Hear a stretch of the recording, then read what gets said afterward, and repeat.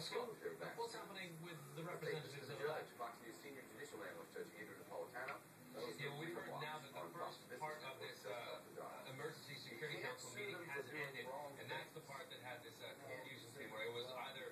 between the deputy ambassador from the Libyan mission to the United Nations or the ambassador himself from the Libyan delegation to the United Nations presenting the Security Council